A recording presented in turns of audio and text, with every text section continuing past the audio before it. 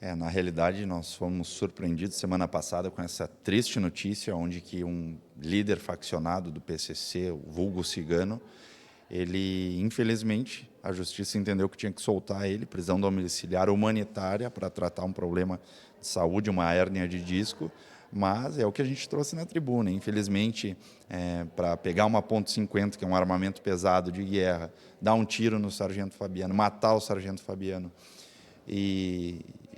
enfim, fazer tudo o que aconteceu nesse assalto ao aeroporto, ele não teve problema de hérnia de disco. Então, a gente, obviamente, se posicionou contrário a essa situação, revoltante, que é de indignar não somente os brigadianos e brigadianas de Caxias do Sul, do estado do Rio Grande do Sul, mas toda a sociedade caxiense, né? Todos os órgãos de segurança pública também.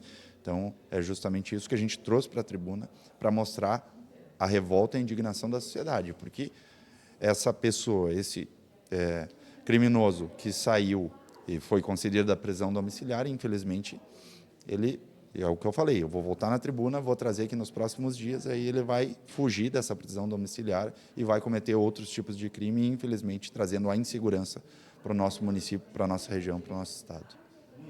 Isso, muito obrigada, vereador. E eu fico por aqui.